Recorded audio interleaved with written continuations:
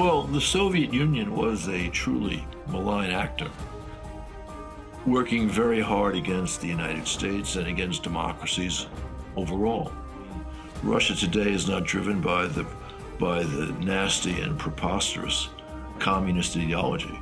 Russia has become, under Putin, a harsh authoritarian state, not quite totalitarian, but harsh authoritarian. We see an imperial foreign policy pursued by Putin's Russia, which was in some ways similar to the Soviet imperial foreign policy, but perhaps even more similar to Tsarist imperialist policy. Large-scale war that Moscow is now conducting in Ukraine, you might say, began with the frozen conflicts policy in Georgia, in Moldova, and to a certain extent as well in Nagorno-Karabakh. You know that Putin is a dictator, and dictators don't like elections they cannot control. That if American support for Ukraine is strong, Putin will lose there. Greetings to everyone watching The Gaze. I'm Sakin Aymurzaev from the People of Goodwill Project. The guests of this program discuss where and how they can support Ukraine in its heroic struggle against Russian aggression.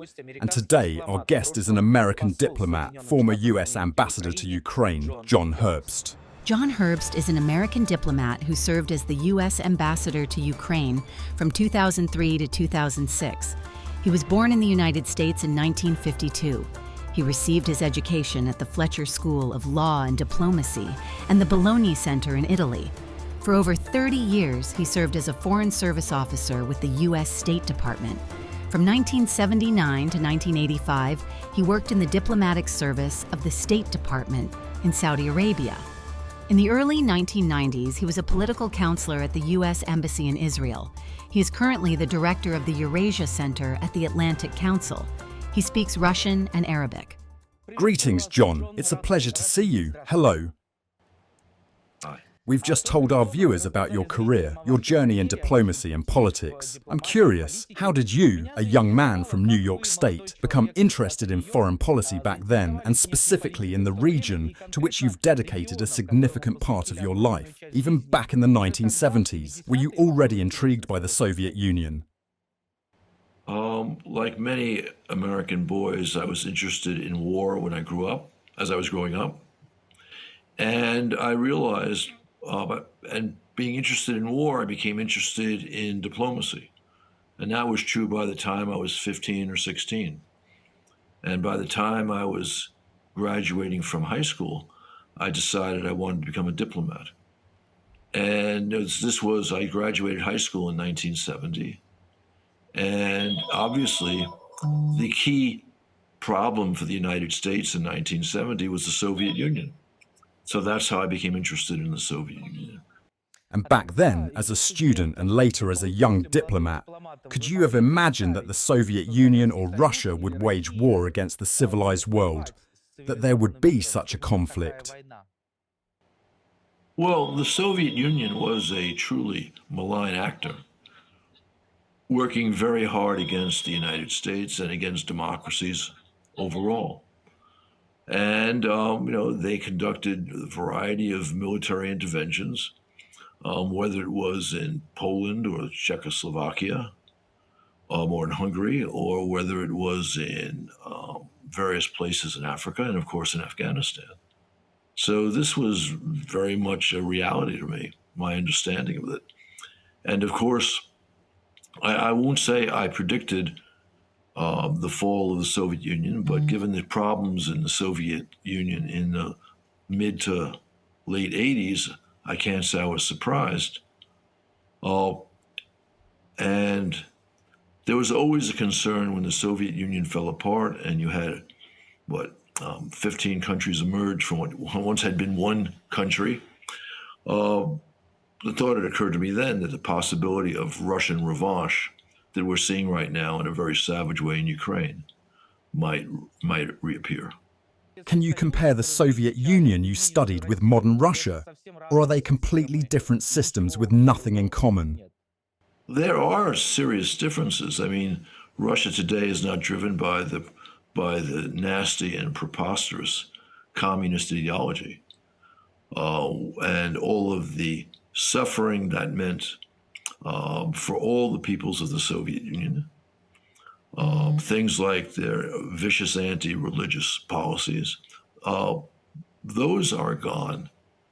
But Russia has become, under Putin, a harsh authoritarian state, not quite totalitarian, but harsh authoritarian. There is now severe repression of Russians who speak out against bad Kremlin policies. So that's a similarity with the Soviet Union.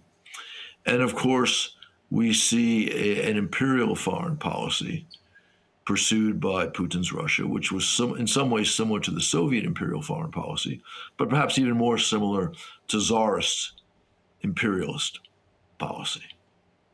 John, the Soviet Union collapsed in '91, and I'm from that generation. I was born in '84 and remember it well.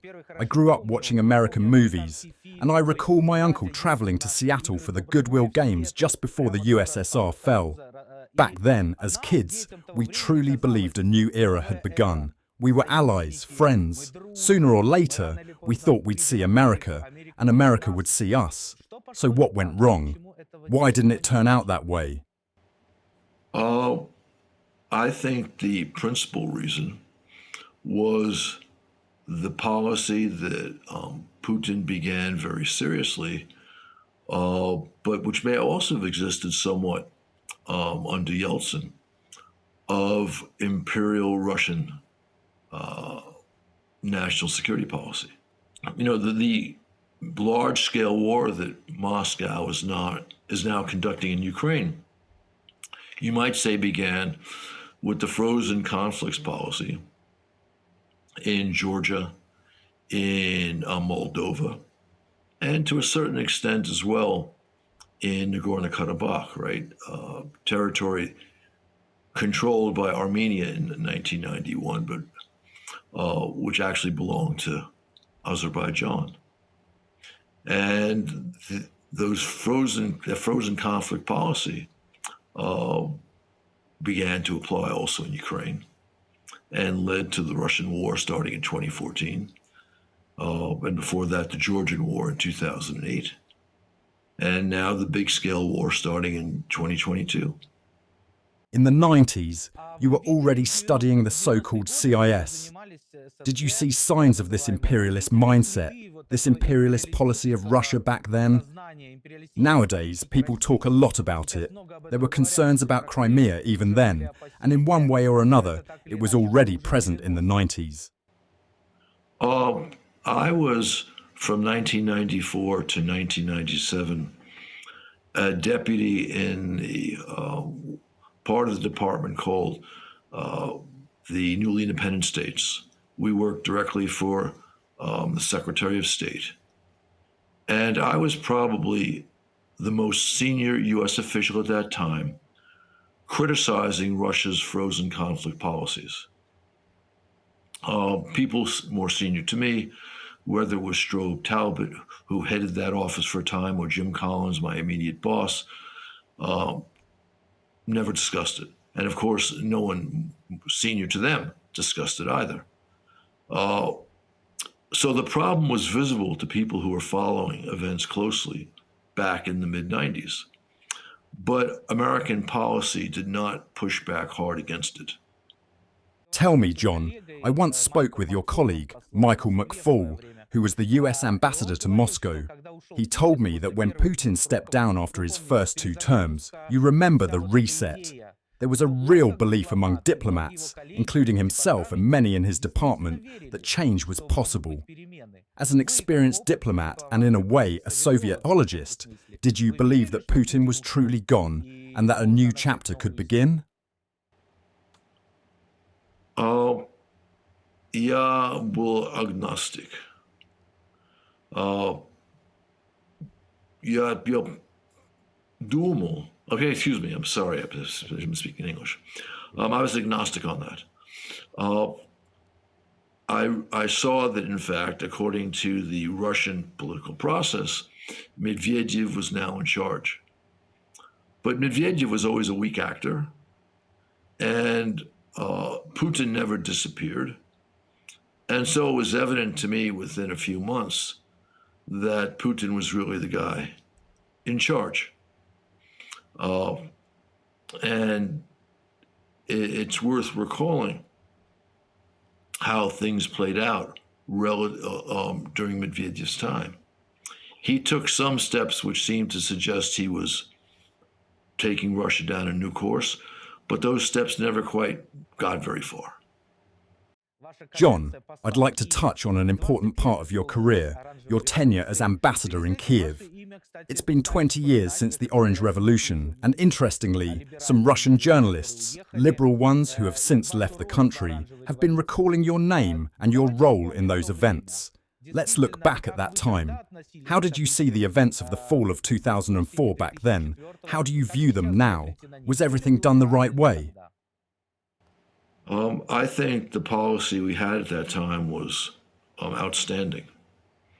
That may be a little bit self-serving because I had something to do with that policy, but it worked, meaning we understood a year before the election, more than a year before the election, that it was a critical moment in Ukraine's history.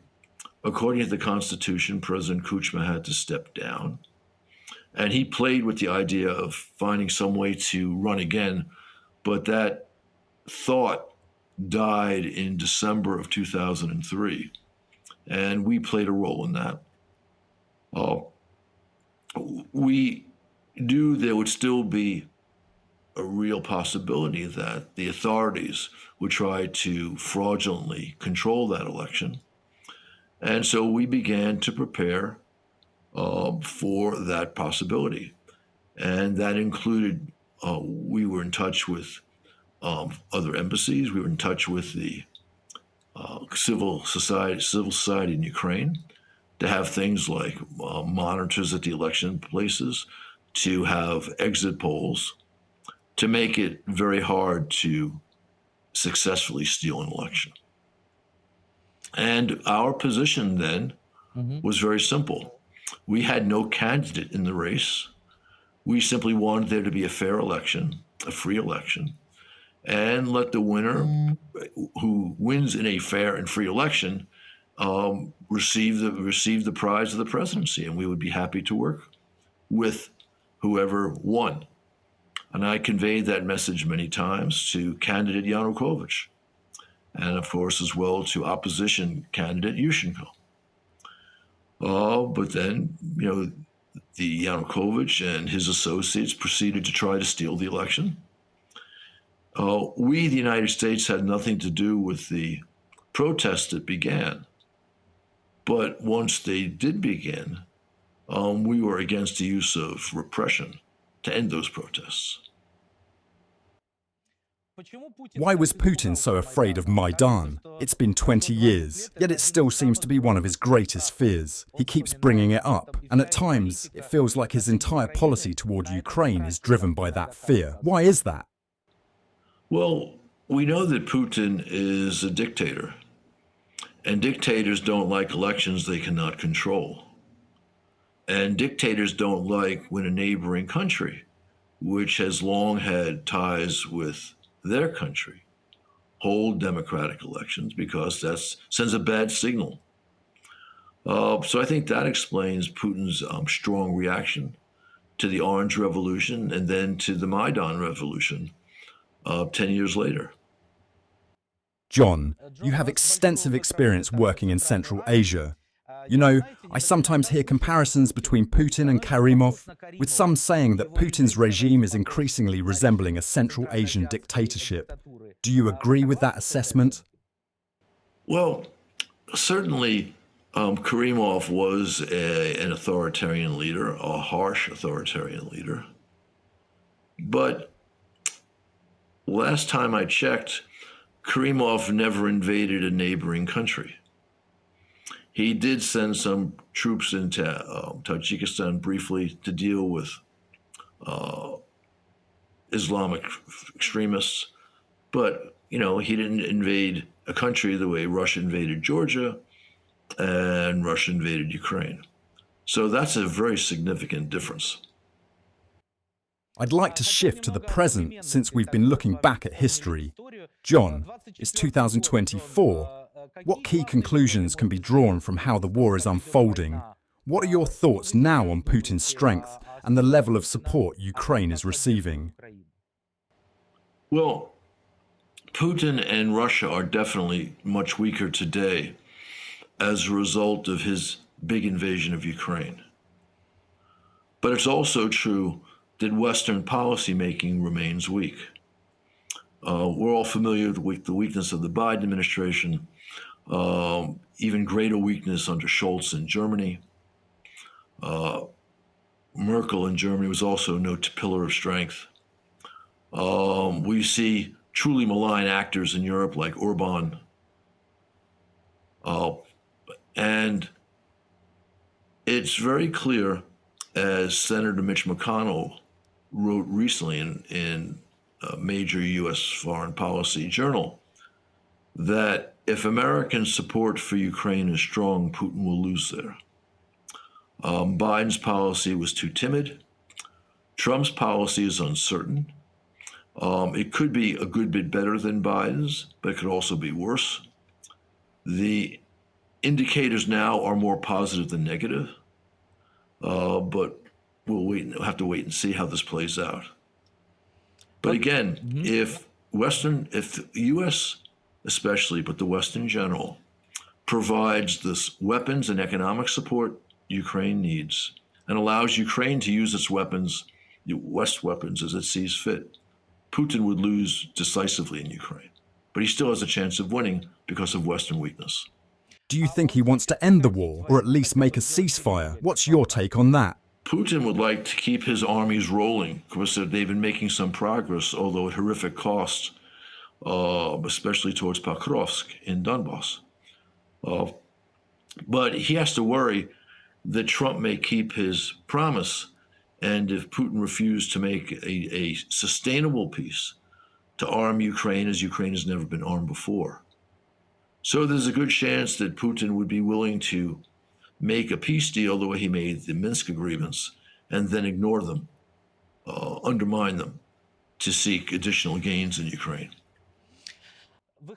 You made a good point about Trump's unclear policy. We really can't say for sure. But you know, many in Ukraine have an irrational view of his presidency.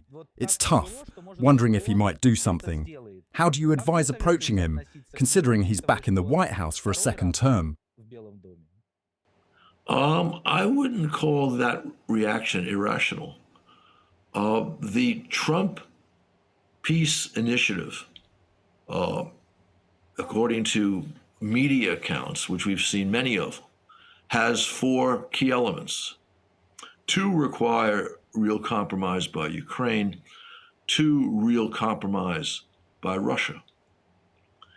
If Trump were to implement this plan, having reached some form of agreement with Moscow and Kyiv, and insist on its terms being met, this would not be wonderful for Ukraine because parts of Ukrainian territory, millions of Ukrainians, would be living under the oppressive Russian boot. But the rest of Ukraine could be secure and economically viable. Again, if Trump were to actually implement the peace plan as we understand it. And that would be a clear defeat for the Kremlin, which is probably why Putin would not actually agree to this. How do you think NATO's role will change in 2025? Will there be more emphasis on the alliance, or will its current role remain the same? NATO will remain very important. It has been a critical source of American strength, even as in the past our allies have not paid enough for the protection NATO affords and for their own defense. But that is changing, and Trump deserves a lot of credit for that. What I've just said, though, that NATO will remain important, means that Trump will have to pursue policies which do not undermine its strength. And I think that's more likely than the alternative, but it is not a sure thing. If we're talking about the current discussions on the possibility of peacekeepers in Ukraine, what's your personal opinion on this? In what format could it potentially work? Well, this is an essential part of the Trump proposal. And he's talking about European soldiers, which is absolutely right, because we know that UN-led peacekeeping or peace enforcement missions have not been successful. But I would imagine that if the Europeans are going to send their soldiers to a demilitarized zone between Ukraine and Russian forces, they would want guarantees from the United States that when Russia starts to shoot at those forces, which we should expect, the United States will be there to shoot back along with the Europeans. I wanted to ask you as well. You've worked with different presidents and interacted with various leaders. When we look at Trump, you, as someone who belongs to the US political elite, do you see him as such an unusual president compared to others you've worked with in administration? And do you think he could truly change everything, do things in a completely new way?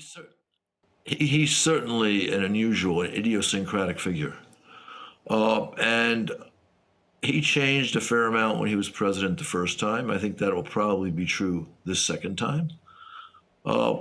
But I hesitate to say he would be a transformational president. There's a tendency when presidents leave office that their supporters and they themselves talk about their record as being truly historic, and really does it pan out that way. But it is true that at the moment, Trump is riding high, and he may be bringing some truly unprecedented changes, but we'll see. It's just not clear. It's often said that the idea of Russia breaking apart as a unified state isn't supported by many in America, primarily due to concerns about where nuclear weapons might end up and the potential for it to become a vast area of chaos. What do you think the future holds for Russia? Do you believe it might need to become smaller or undergo some change in its configuration to become a peaceful, stable state? If American policy is at least adequate to the task, or if American policy is strong, Putin will lose this war. Chances are that would probably end his days as leader of Ukraine, although we would have nothing to do with that. That would just be Russians reacting. Chances are there would be a loosening of the harsh authoritarian system we've seen Putin develop over recent years. That may lead to a certain amount of chaos in Russia. Maybe even some regions would seek independence. But if the historical norm holds, Moscow will find a way to retain control over those areas. And whatever loosening of the authoritarian system that we see would be followed by a new hardening. John, in some of your biographies, it's mentioned that you are Orthodox. I don't want to ask about your faith, as it's a personal matter, but I'd like to ask about the Church. When you were ambassador, did you get involved with this issue in Ukraine? What's your view on the Church situation there? Putin and his supporters often speak about it. Why is it so important to them? Putin considers the Moscow Patriarchate of the Russian Orthodox Church to be an instrument of Russian state policy. Therefore, he wants that church to be as strong as possible, not just in Russia, but also around the world, and especially in Ukraine, especially in Belarus, and so on. That's his interest. I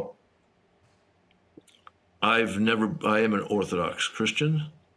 I converted in the River Jordan in 1993. My wife's influence was important in that. We were part of the Russian Orthodox Church abroad, which famously never was part, or for decades was never part of the Moscow Patriarchate. When my former church decided to join the Moscow Patriarchate, I did not go with them. When you were ambassador, did you deal with this issue in Ukraine? I went to Orthodox services in Ukraine.